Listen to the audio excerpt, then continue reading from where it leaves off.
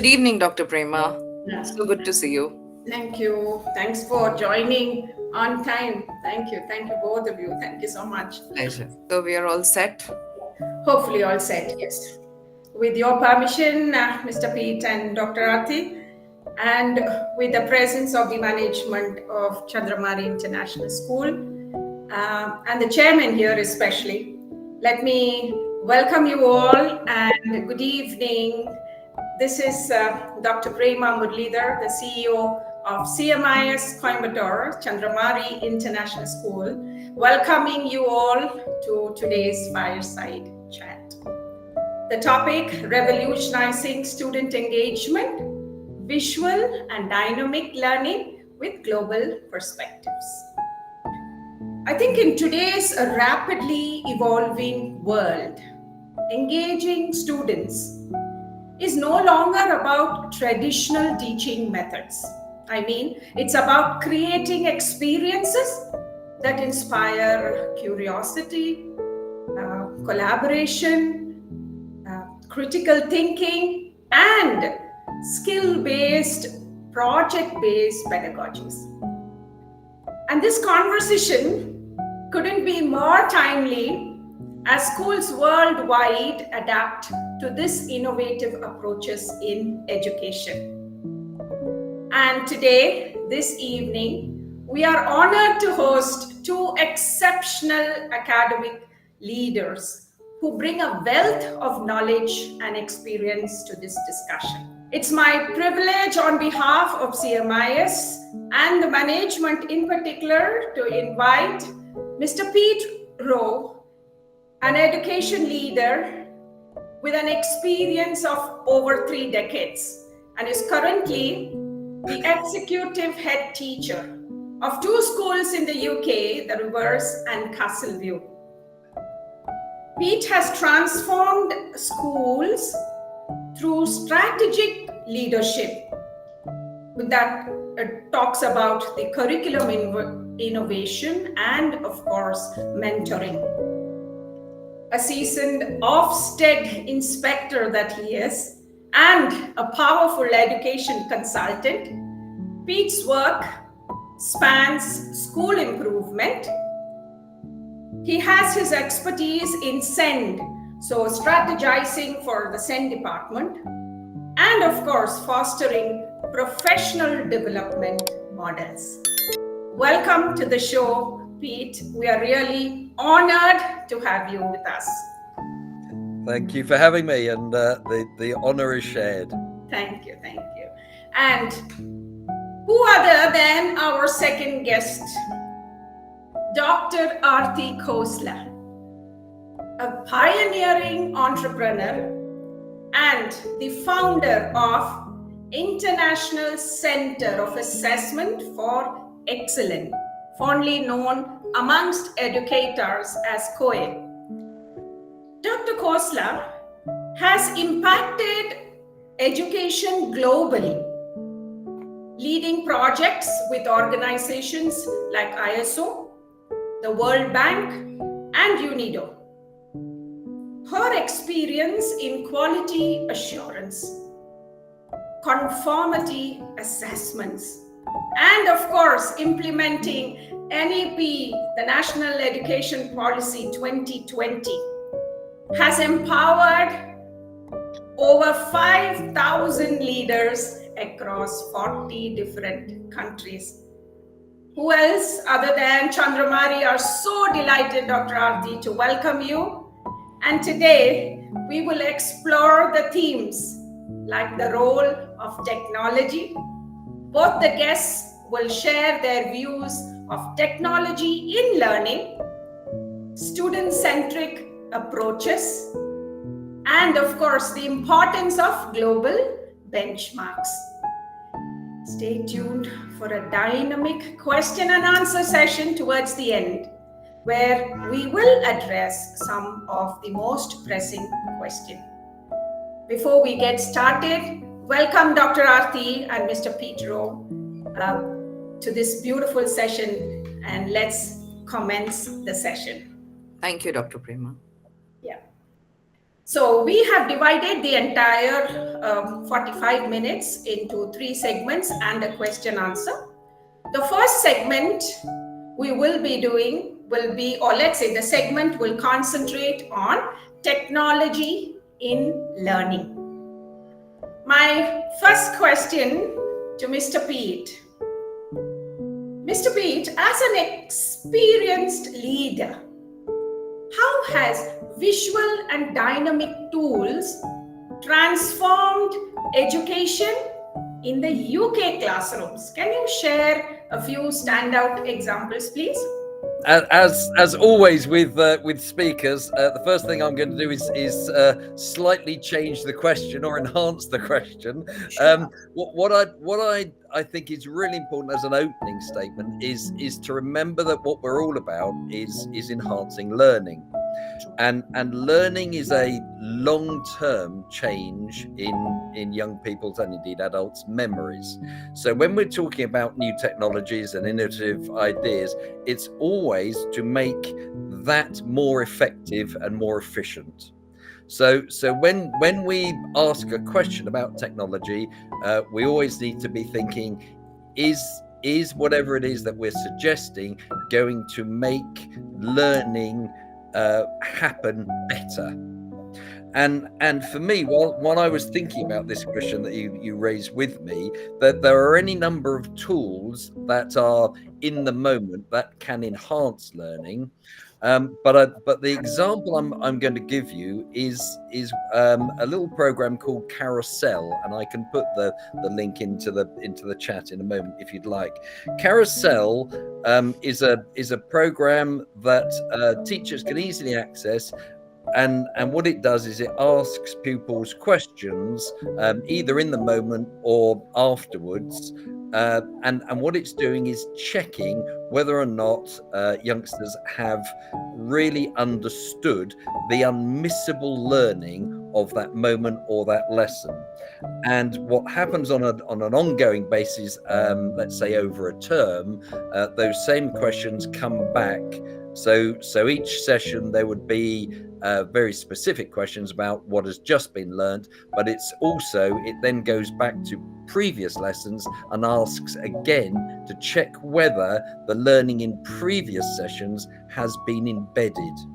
And I think this is the key for me, because I sometimes get concerned that there's a whizzy, exciting piece of technology that seems to imply that children are engaged. But engagement is actually a poor proxy for learning, in that we need to see that learning has been embedded. And where we are in the UK is very much about the concept of unmissable learning. What is it that we cannot afford children not to have learned so that the sequence of learning can continue? You can't, for instance, teach multiplication until you've taught addition. And if you go on too quickly from addition without children really understanding the fundamentals, you can keep teaching multiplication as long as you like, they're not going to learn it. And so Carousel, as an exemplar of that, is a program that is quality assuring learning. Clearly gives us the first takeaway. So Carousel learning, as Pete just mentioned, is definitely going to make a very big difference, especially in the check, let's say the prerequisite checks that we are talking about. And of course, individualized instructions. And I also, at this point, I think it's with all of these tools that you have just mentioned, it looks very clear that the convergence of AI-driven pedagogies and of course the transdisciplinary framework, this is definitely, I think, has started to redefine and will definitely redefine the very fabric of learning ecosystem. Thank you, Pete, for that. Thank you so much. Now my question to Dr. Arti. From your global experience, how can technology-driven learning be effectively measured to ensure quality outcomes? As Pete has also very rightly said, that whether the technology that we are going to use in the classroom is actually going to be beneficial or not. Yeah. Is it really going to enhance the learning outcomes? So, technology nowadays is being used in the classrooms in most of the countries across the globe, but technology can definitely be expensive also for a lot of schools. So, how effective it is definitely needs to be assessed to ensure whether it's worth the investment or not. And evaluation will surely help to maximize the resources by ensuring that the tools are efficiently used for delivering the expected outcomes. Now, when it comes to measuring the effectiveness of technology driven learning, the key focus is on the outcomes. Things should be kept very simple and very practical. One approach that I have seen in a lot of countries is using the competency based and formative assessments. And these have helped not only track what students know, but also how well they can apply that knowledge in the real world context. I'll give you an example of a teacher in the UAE that we were observing. She's a science teacher. She was using the simulation tool where students design experiments and they analyze results in a virtual lab. And this lets that teacher assess not only the theoretical knowledge, but also the problem solving, critical thinking, and creativity skills. As Dr. Prema, you also said that these skills are often harder to evaluate through the traditional test methodology. There was another high school teacher who was using the online math platform, and she noticed through the analytics that the students were consistently struggling with the quadratic equations. Now she wanted to work on this. So the data that she was able to gather actually helped her identify specific problem areas, and she used that platform's inbuilt tools to create the targeted exercises which she could use to build on those concepts. And as a result, over a period of time, she could notice that the test scores had improved by almost around 20% in the class. And the students also said that they were feeling more confident in their abilities to deal with the quadratic equations. Another very recent example in one of the schools in Delhi that we came across, a middle school teacher, she was using a digital storytelling platform. Students were asked to create a multimedia project on historical events, incorporating the research, the writing, and also the video production. Now, this teacher was using formative assessments throughout the process. Okay, she was trying to offer feedback based on specific skills. From time to time, she was letting the children know how good they are with their writing clarity, with the use of visuals, with the storytelling structure, and she was able to track through the platform's analytics. At the end of this project, the students were not only more engaged, but they also demonstrated a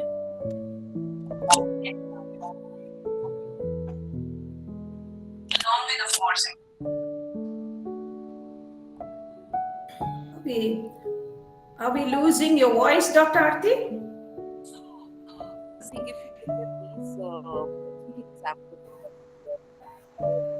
Doc, I think we can't hear you. You can't hear me? Right now. Now it's fine. Yeah. Is it okay now? Please, yeah. Okay, so I think that these examples that I just shared from the schools, technology is surely providing tools for deeper engagement, and data is the key here. So data from the ongoing assessments can ensure that the teacher is on the right path, that the technology that she is using is actually going to create meaningful results. So we need to see that technology and data have to work together to drive impactful learning outcomes in the class. Thank you. Thank you so much, Dr. Arti. Very insightful. And I think summing up what you said, it's like technology provides the roadmap and data ensures we are on the right path. A powerful combination of driving impactful learning. Thank you, Dr. Arti. Now we move on to our second segment. We will be concentrating on student-centric learning, right? And my first question is to both of you, but first we'd like to hear from Pete, and then Dr. Arti can take it from there after I complete it.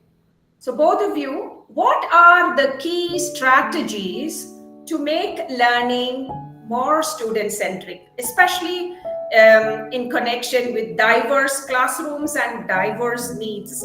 How do we tackle this, Mr. Pete? Yeah, thank you.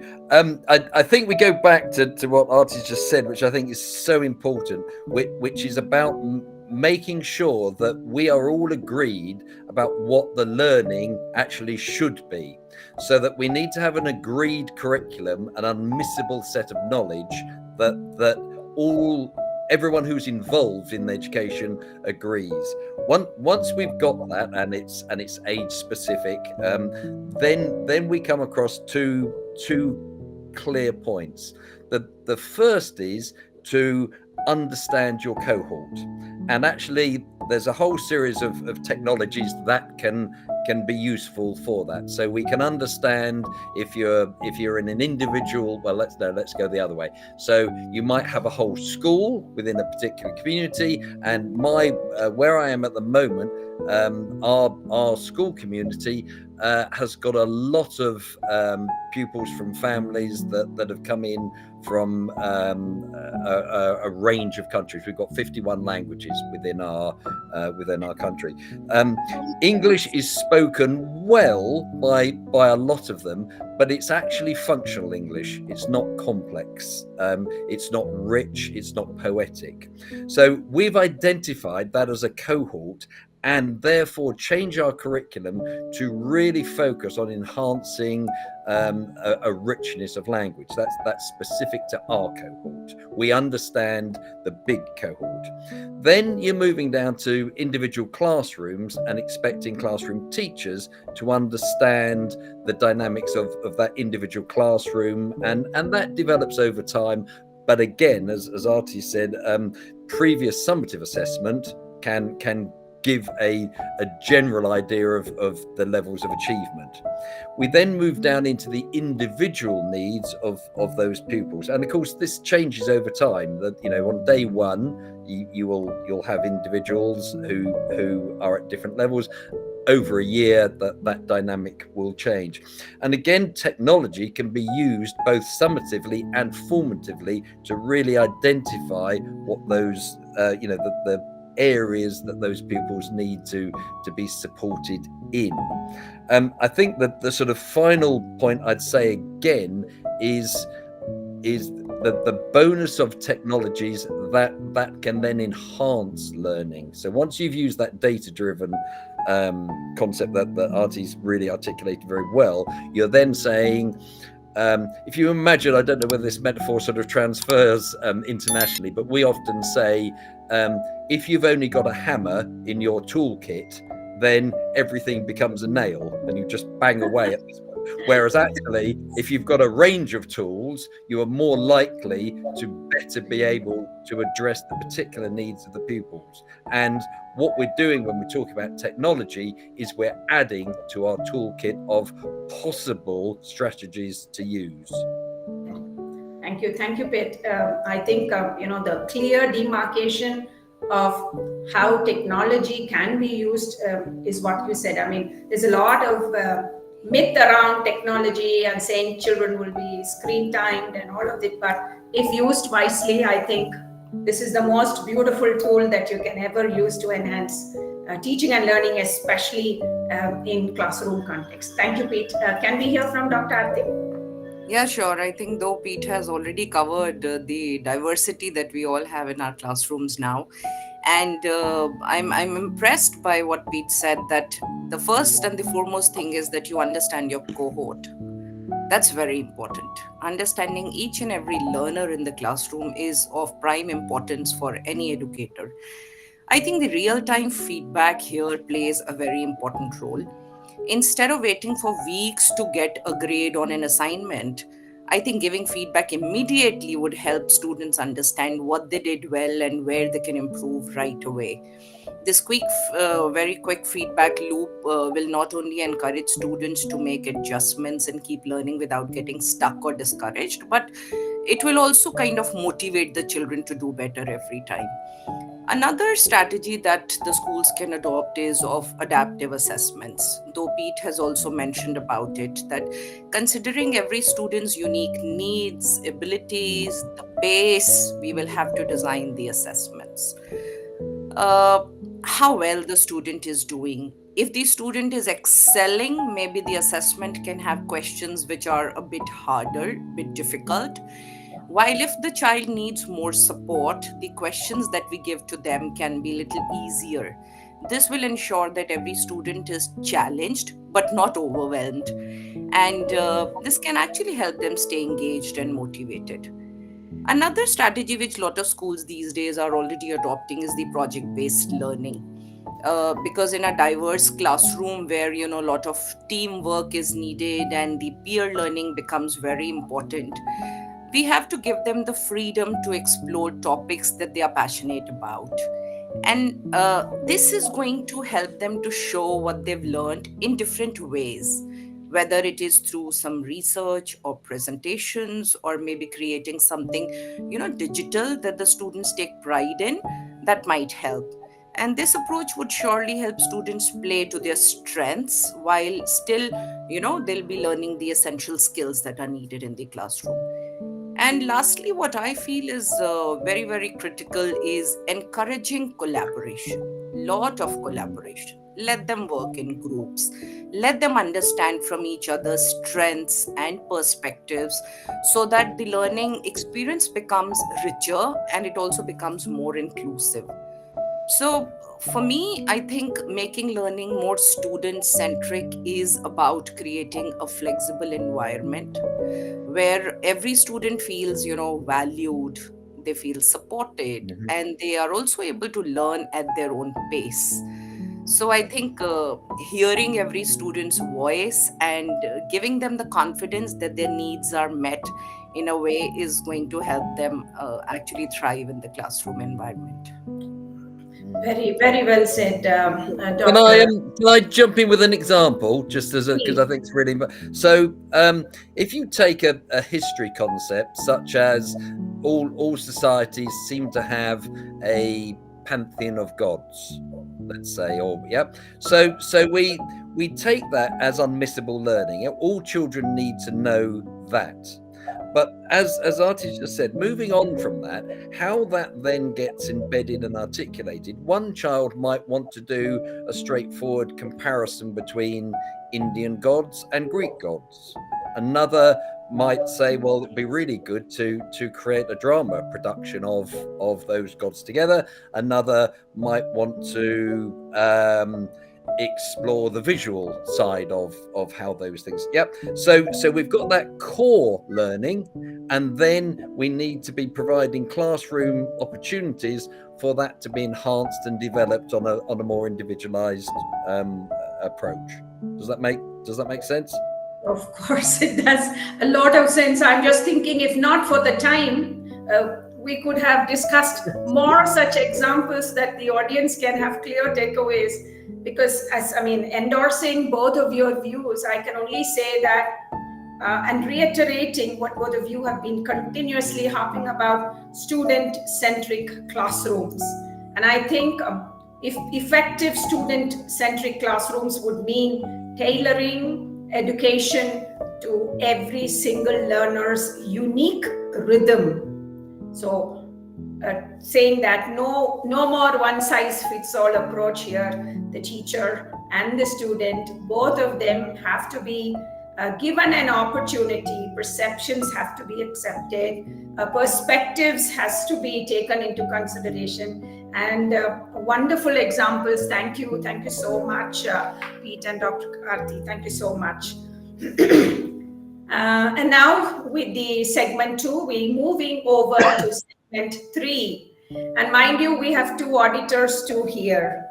So it would be unfair on my part as an auditor to not get learning in this segment, especially Dr. Arti, and of course the Ofsted Inspector, Mr. Pete. And now my question to Arti. As the founder of International Center of Assessments for Excellence, how do accreditation standards, because that is something no school want to even think about. So, how do accreditation standards influence this quality of teaching learning process? We are moving a little higher up, but I think for the good of the audience too, how do accreditation standards influence the quality of teaching and learning processes? That's a very good question, Dr. Prema. And a lot of schools struggle to find a link between the need to have accreditation or management system certification and the need to provide quality education. Whereas they are very directly mapped, and one effectiveness of one affects the effectiveness of another. Pete has given an excellent example just now from the classroom scenario, and I really wish we had more time to discuss more examples. Absolutely. So Dr. Prema has been very strict, telling us 2 minutes each for every answer, so we will have to stick to that. And I will try and keep it very short. So, having standards is very critical. It's very, very critical. It definitely determines the overall quality of teaching and learning process. Any standard, whether accreditation or a management system standard like ISO 21001, a standard gives you very clear guidelines as to what, as a school, you should be doing, what, as an educational institution, you should be delivering. The standards promote collaboration, they foster a lot of accountability in the systems, and the key focus is always on effectiveness and efficiency of your educational processes, which is definitely going to ultimately enhance the teaching and learning experience. Standards do give you a framework of global benchmarks that aligns local practices with international best practices. So, even if you are a very small school in the suburban area or the rural setup, you would still be able to align your systems within international schools if you are able to adopt the standards in the right spirit. And this would ensure that your students receive a high quality education that, of course, meets the global expectations. Schools can compare themselves with those benchmarks and identify the areas where they need to improve, so that they get the confidence that their teaching methods and the systems are relevant and they are effective. You need some yardstick to actually measure how happy and how satisfied your stakeholders are, how much your teachers are able to collaborate and work together. Do they share best practices? Do they learn from each other? When this happens, the teachers create a more cohesive and a supportive learning environment, which will surely directly benefit the students.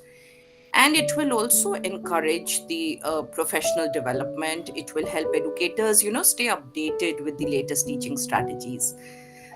When you adopt an accreditation standard, the third party academic audits become a very important component. And the third party audits would keep validating your initiatives. When people are coming from outside with an unbiased view, they will give you a very useful feedback as to how you can enhance accountability. And when the schools adhere to these standards and they are regularly audited, they feel accountable for the quality of education that they provide. And this motivates not only the educators and the students to strive for excellence, but also the parents. You will see that, your stakeholders are more engaged, they feel more empowered, and they feel better heard because their feedback is taken by the school from time to time.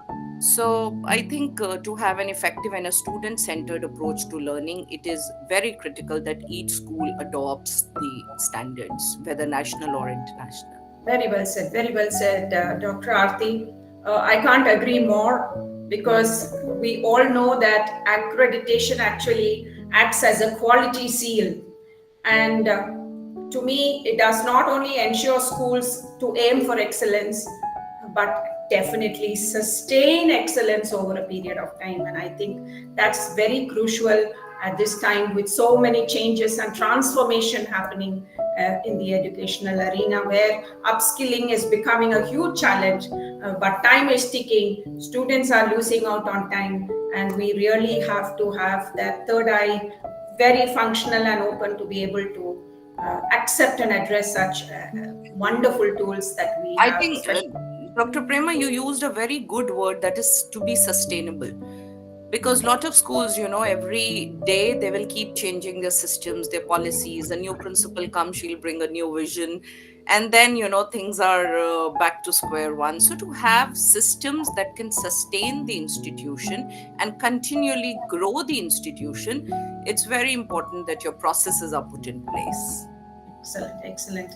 Thank you so much, Dr. Arti. And now my question to Mr. Pete on the same topic. Pete, how do you, let's look at UK schools, align your teaching learning methodologies with accreditation framework like Ofsted while fostering innovation as the key word?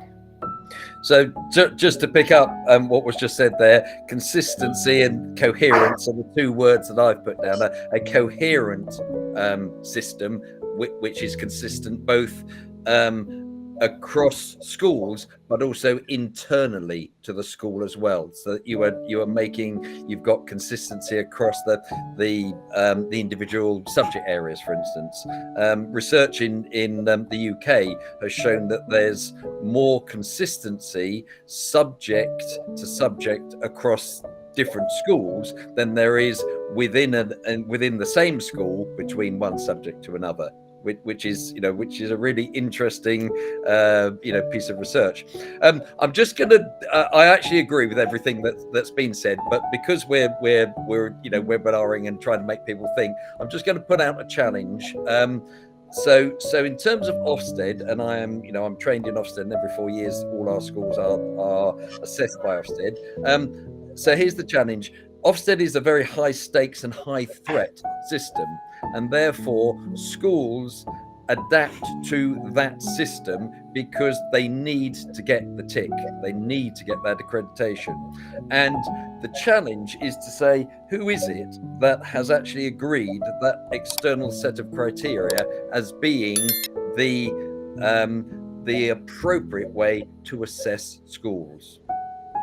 And that's the challenge that we need to be thinking about. So in Ofsted terms, within the UK, about every 6 years or so, I'm making that number up, it does change, the Ofsted framework changes.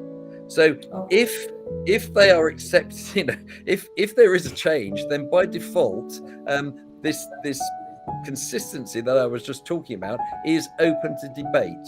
So when Ofsted first arose, it was a very simplistic actually approach, where it judged schools by their outcomes, by their attainment outcomes. You were a good school if all your children did well. And then it gradually occurred to people that if you happened to be in an area where you had very bright children, that was a little bit unfair in comparison to a school where you had, in a more deprived area. So then there was a little bit more nuance in terms of looking at children's progress from starting points rather than from just straightforward attainment. So what I would say is what is happening in the UK more and more is, rather than that high stakes, high threat approach, it's still there, and there's no denying that, and there are strengths of consistency for that. But we're moving much more to a peer-to-peer challenge, which is still high stakes, but it's low threat.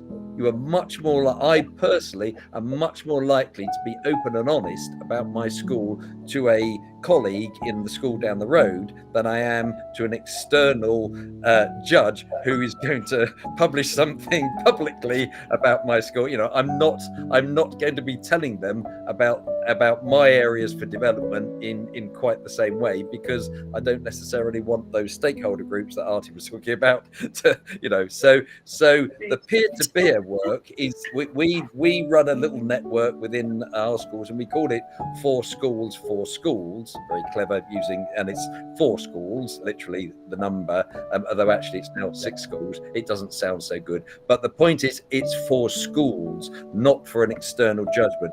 We share our curriculum models, our teaching and learning, and because it's low stakes, we're much more honest about our strengths and our areas for development. I say I actually agree with external assessments, but I think there's something developmentally that's really important when you're talking peer to peer in a safe environment. I think this is very Yes. critical. Whether it is the Ofsted inspection, or it is the UAE school inspection, or it is in some other country, Australia does that. Then in India, we have accreditation. So, whatever the system is, it is for the school, not for the testing agency, the assessing Yeah, agency, or the yeah, assessors. They are only the Right. facilitators who are going to show you the right way. But ultimately, it's about school improvement. Very true, very true. And I quite like and believe in this hubs of learning. We don't need to go, if we have four schools or we have four sister schools, then there's nothing more that we require than sharing our knowledge between the schools, or for that matter, in the same locality. Or, it's up to who do you want to benchmark your school with, and why do you want to. So when you get that right, I think that's another very good form. Thank you so much, Peter and Arti, for that. And with that, we now move over to, as I think if I were in the audience, we'd say, let us ask each of these stalwarts to give us a few takeaways. So, in terms of the takeaways, to be a little specific, Pete, what's the biggest challenge you faced while introducing dynamic tools? We talked a lot about it, but could you just let us know what has been your biggest challenge? I think Artie's mentioned the value for money, because I think there is if you went through the list of paying for the hardware, the software, the servicing, the training, is whatever that thing is that you're introducing actually more value for money than employing a person? And sometimes it is, but we just always need to ask that question. And to come back to some of our earlier points, it's about pupil outcomes always. If we're doing this, it's for pupil outcomes. And I think the other thing for me is again the takeaway is to be absolutely explicit about what it is you want the pupils to learn, and to make sure that learning has occurred. If you have that, then you've got a yardstick to judge whether or not this technology or this style of teaching and learning or this group or pair work or individual, whatever it is, what is most likely to make learning successful. But you need to understand at a fundamental level what why those children are learning, whatever it is, at this point in their journey. Do that, spend your time on being assured that you understand that, and then the other decisions are easier to make. Thank you, Pete. And Dr. Arti, since we're talking about accreditation and we wanting to assure people that it's not about looking at that expenditure on that part, how can you look at when you look at smaller schools with limited resources, can they adopt these global benchmarks effectively, or you will see a constraint? Okay, you're asking this question to a Deliberately. person. So I am somebody who has been associated with more than 1,000 schools, all types of schools, all sizes of schools, I would say. Especially talking about India, I work with the IB schools, CBSE, ICSE, state boards, rural, urban, all types of schools. So trust me, big or small doesn't make any difference at all. Smaller schools with limited resources, they can very well adopt global benchmarks without needing huge budgets or additional resources. Schools is such a sector where you already have so much of knowledge, competence, and skill available in-house. I have seen industry, when they have to implement a standard, they need to hire experts who can help them to do that. They are the consultants, national and international consultants. Whereas in schools, the educators already possess the skills that are needed to measure the impact of their systems. Skills that are needed, to know where they are. And just with the right capacity building, they can align their processes and systems with the global best practices seamlessly. So, when educators are given the necessary training and the required support, they gain the confidence and the buy in happens. With that buy in to make meaningful changes, you will see a complete shift of the mindset. And trust me, the work satisfaction that I have seen that the teachers get while working on these kind of projects is unmatched. I And can't. this enhances their sense of accomplishment and it transforms the overall ecosystem in any school. I have seen better stakeholder engagement, more collaborative environment, and with the right kind of guidance, a bit of in house research, data analysis, and a positive approach. All schools, big or small, can adopt global benchmarks and they can achieve lasting improvements without, overwhelming their resources. Very right, very right. I mean, it underscores that quality is achievable regardless of scaling, right? So Exactly. wonderful. Thank you so much. I just don't even, I'm just looking at my watch to see, and I think we're flying. But so much in such short time. Thank you so much, Pete and Dr. Ati. We've got loads more to say. Yes. So now we're going to what someone always looks forward to as a participant, the question answer session. So we pick up a few questions that have come, and my first question, sorry, Dr. Arti, it's to you again. How can educators measure the impact of visual and dynamic learning tools on student outcomes effectively? I know it's really huge, but just give us a peep into how can learning tools on student Sure. outcomes, how will you measure them? Sure, sure. So, since I'm not an educator myself, but I am going to speak based on the experiences that I have got while auditing the schools.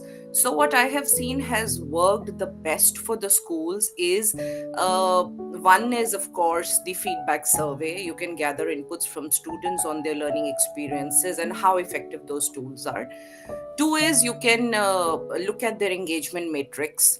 What is the participation rate? Are they able to complete their task on time or using the tools? And how is the interaction level during the lessons? Another important matrix that you can use is the student performance data, of course. You can analyze the improvements in their test scores before implementing a tool and after implementing a tool, how they're doing in their assignments, how they're doing in their projects. And then you can also, as teacher, keep on observing the classroom behavior of a child. See how much the child is able to participate in the team building exercises. Has the enthusiasm gone up? How has the skill been improved, right from critical thinking to creativity, problem solve? All this is quite measurable. All you need to do is to look at the data. In our schools, what I feel, we have a lot of data, but we don't use that data in the right way. So if we are able to draw out the comparative analysis, we will surely be able to enhance the long term learning outcomes. Thank you, Dr. Arti. I think the your robust framework for educators, at least to effectively assess and enhance the impact, will be very helpful. Thank you for your strategies. And now to Mr. Pete. What role do educators play in fostering a culture of active engagement in classrooms? Wow. That's a big old question, isn't it? Yes, I think we come back to and picking up what Arti was saying again about the use of data. As leadership educators, we need to look at the concentric circles of our school communities. And I mentioned earlier the idea of knowing your whole community. And if you think about the ability, and we all know that we're cash strapped, we haven't got that much money, but if you look at a school as part of a whole community, then as a community itself, and then within perhaps age-related year groups or subjects, depending whether you're going horizontal or vertical in the way that you're creating a coherent cohort, then you're talking about individual classrooms as hopefully inclusive areas.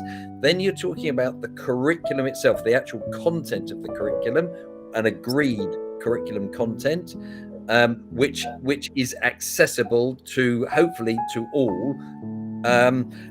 And to make it accessible to all, you need to have the adaptive teaching approach, so the pedagogical approaches are appropriate to make sure that all learners learn regardless of their starting outcomes. Then you have to be realistic and say that all sounds idealistically wonderful. Every child learns, but we do know that some fall behind, and equally some need to be pushed because they're very bright. So then you're talking about additional interventions. What is the most cost-effective intervention to either support learners who are slipping behind, or who you want to really be pushing ahead? That's where technology comes in particular. And then you're going back out to the other stakeholder group, which is the parent body, and saying to them, how can you be fully engaged with your children's learning and support and enhance it yourselves as well? And then the final point is to make sure that those educators, the actual teachers and the learning assistants within the school, have been given an appropriate training so that they can do their jobs to the absolute tip-top best that they are able to do. I can't agree. Other than that, simple. I mean, there's so much to talk, but then thank you so much, Pete. But now, I'm sorry, I think there's one question for me, and with your permission, I would read that question and try and give my thoughts on that. So the question is, what do you envision as the next big trend in visual and dynamic learning for the next decade? Something which definitely we've all been, as educators, I think the education sector itself is not any longer a standalone institution. It's an interconnected knowledge economy driver, if I can say that, where it demands agility, innovation, equity. And that's why we are definitely going to see, it's already started, a huge transformation in teaching and learning transactions. And that's why the classroom is always my baby, and I just love using all the tools inside the classroom. I recommend also that many tools, like, the first thing I would say is immersive technology. So if you look at the points, let's take some few points. The first, we can say immersive technology, use of AR, VR, so that children will have hands-on learning experiences. Second, we can say to any of the AI-powered learning. So AI-driven tools, as Arti was also mentioning, the adaptive learning, the learning management system, real-time feedback. I think that's what is very important. And for that, a good LMS that can support the school's information management system is wonderful. Gamification, that's another tool, I think, which goes a long way in making students more engaging, not only just engaging, but competitive too. And then we have something, these interactive simulations. Now, these interactive simulations, what do they do is, I think a lot of virtual laboratories around today are providing these hands-on immersive learning, and that's what we are talking about. So investment in virtual laboratories is certainly going to enhance student learning, because they will experiment, they will explore, they will learn, and they will learn to not limit themselves anywhere physically. There won't be any financial implication or logistical constraints. Now, that's the best part of having a classroom as a studio and having children work in 2 or 3 or 4 different corners. So that's one big point. And then I'm coming back to what Dr. Arti and Pete was saying, data-driven insights. So big data and analytics, that's what we are looking at. And we all have a whole volume of data, but how much do we analyze it? How do we do it? Do we have AI-powered tutoring systems to analyze it? So I think institutional analytics in terms of ensuring that the data we have capturing is effectively analyzed. That's another big point towards this question. And I also see holographic learning. So, in terms of enabling 3D visualizations. So, even the most complex concepts, are beautifully explained, and educators are able to project their virtual presence into the classrooms worldwide. You find that somebody in another part of the world, it breaks the geographical barriers and gives children real life connection just sitting inside a classroom. So that is, I think, something that we need to seriously think about. And we can also create a dynamic, inclusive, and engaging environment when we resort to holographic learning. Remember, when you use holographic learning, because you're looking at the bigger part of it, the global perspective, definitely it is cost effective and scalable than bringing somebody into the school and getting it done. Of course, the global virtual classrooms, which we have started, but somehow global connect is still not it's not promoted much, if I can say. But that's another beautiful point that I would like to add. And finally, with all of this, we need something called sustainable edtech. So a green and inclusive approach is what we should look when we say we have tools designed with environmental sustainability and inclusivity. Now, both of these, when we talk about inclusivity, we talk about environmental impact, social impact, and also preparing future-ready learners. So with that, I think, I hope that I've been able to do justice to the question. I move on to the fourth question to Dr. Arti. How do you ensure accountability and maintain standards while implementing innovative teaching methodologies? Good question, but I think more or less we've tried to touch upon all the aspects related to this question. However, I would just like to say, as you have very rightly said, Dr. Prema, that we need to have sustainable edtech. I really like this terminology that you used. And to have sustainable edtech, it is very important to understand what technology we are using, why are we using it, how are we going to implement it, and how are we going to assess the impact of this technology. So, if we are able to touch upon all these important components and have some very clear objectives defined, which are aligned with the curriculum standards, which are aligned with the student outcomes, and those objectives we are able to monitor and measure from time to time, only then do we get the right kind of results. Then regular assessments are needed.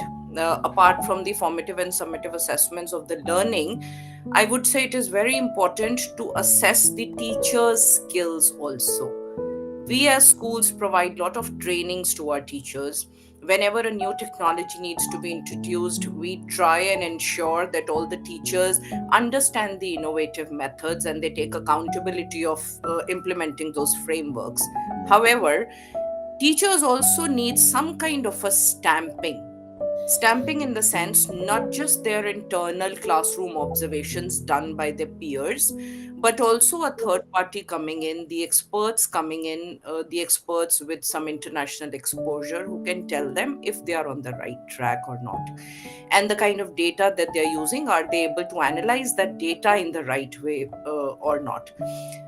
At COAE, we have done the academic audits for a lot of schools, and the detailed reports on every teacher, every subject, every class, every level, and every skill is giving the management a very clear roadmap to plan their teaching, learning, and their curriculum in the future. Then, regular feedback and benchmarking is important. Monitoring your own systems is important. As I said, you can't wait for the whole year to see the grades and then see what impact you have had. It is important that every quarter, or maybe every month, or maybe every 6 months, you do some kind of an internal audit. Now, especially in India, NEP implementation has started at a very large scale, and a lot of schools are already implementing it. NEP also says that it is very critical to have standards in place, to do accreditation, to improve your systems and processes. So, for that, I think today there is a need that every school has a team of trained internal auditors who know what is the right structure to conduct an audit in the school. Not just the outside people, but also the internal teams of the schools are important. Then the vision of the leadership is certainly going to play a very important role here. As you said, besides data analytics, dashboards, design thinking, a kind of a complete mindset, it's the leaders who actually guide, support, and evaluate the innovative practices. So, with that, I think if periodic reviews can happen, nothing like it. And uh, another just last important point that I would like to add here is we are talking about implementing the innovative tools and all. In this particular aspect, what becomes very, very important is the data and information security. Schools sort of overlook this aspect, and this has a heavy price for the schools to pay later. So, it is very important that while implementing any new technology, schools do take care of data security at all the levels, and everybody is trained how to handle data security. Thank you, Dr. Arti. I think you've touched upon very very crucial segments of let's say school improvement, because we are all looking at starting a school and having it, but then periodic assessments and also to upskill and giving the auditing skills to our own internal staff will probably bring far better results than having one snapshot. Or thank you so much. And about the data security, I think that's again a very important point and a debate which we can talk for hours, but thank you for bringing that up. And now my final question to Pete. How can schools balance the use of dynamic tools while catering to the diverse needs of students, including those with different learning paces? Yeah, thank you. Just to conclude what Dr. Arti was saying, I wrote down we're data rich but application poor. So we've got all this information, but we don't necessarily use it. And I think that's my takeaway from what she was just saying. So to come back to your question about using new technologies, I come back again to my point of making sure that all everyone who is involved in learning has got that consistency and coherence of understanding what it is that we all agree that we want those pupils to learn. What is the unmissable learning for a child in year 3 or in year 11 or in university, whatever it is? What have we got as the agreed learning outcomes for those pupils? Once we are all assured of that, and this comes back really again to what Dr. Arti is saying, that's the metric then that we then judge against in terms of those outcomes. But we can also be judging how well that is happening in the classroom in real time as well. So technology is always a tool, not an end in itself. Yep. And to go back to that metaphor I was using earlier about the toolkit, the wider the toolkit, the more likely it is that we find the appropriate key to the door to unlock learning. What we don't want, and I don't know, again, another UK metaphor, we sometimes talk about things like technology. We say that it wags the tail of the dog. So instead of the dog deciding what the learning should be, we say, oh, we've got this wonderful new technology. Let's do something because we've got this. Just because you've got the opportunity to do something doesn't mean you should do it. You need to be saying, is this going to enhance what we have all corporately agreed is the right learning levels Having said that, as technology enhances, we also need to make sure that we are open to those new innovations. And I was just thinking, you mentioned right at the beginning, takes back to the circle. One of my particular areas that I'm keen on is special needs, and there are so many positive technological supports now for children with special needs that we need to be open to saying an individual's learning pathway can be enhanced by adding some technological support for them. Fantastic, Mr. Pete. I mean, I'm quite charmed with your finale statements, especially in relation to SEN. And I think at Chandramari International School, we take this privilege and try to definitely get to both of you more often than we do, and to guide us, because we have started this beautiful school. It's just about 2 years. There's so much we can talk, so much of difference in creating an atmosphere where children are not wanting to be stressed. Thanks to the chairman, the whole infra is built to ensure that the teaching and learning, let's say the curriculum itself, is aligned to the different meaningful spaces. And as you had rightly said, we look at each and every speck of whether it's the grass or whether it's the plane or whether it's the classroom, everything is mapped to what we called ensuring that a child has a stress-free environment to learn and is able to enjoy his school days and not say that, I mean, I don't want to even think of my school day. This is what we have. We know that we have just started, as Rome was not built in a day.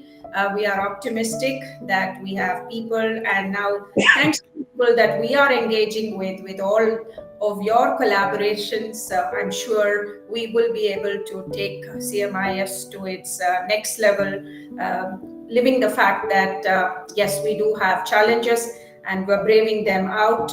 Nevertheless, sky is the limit. And as you said, technology is not an end in itself. So we have tried our level best to be different from the rest of the schools, and we hope that we will still be able to make that in time.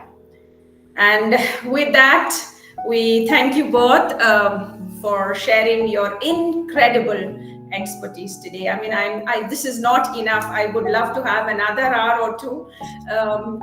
Personally, from my level, I've done, I mean, there's so much of learning that we've had. And through your voices, you have put forth very clearly that in the educational transformation that is happening, we are witnessing, if I may say so, that the Siloid curriculum is slowly but surely getting replaced with fluid competency-based modules that are emphasizing, which is emphasizing in, say, adaptive learning pathways and global competency alignment. And so therefore, dear educators, as an academic custodian of this transformation, I appeal to all my fellow mates who are watching this to use this limitless potential of emerging technology to humanize learning, to catalyze an era of intellectual democratization. In other words, let's shape tomorrow today. And this is your host, Prema, signing off. Stay tuned for our upcoming transformative conversations. Until next time, goodbye.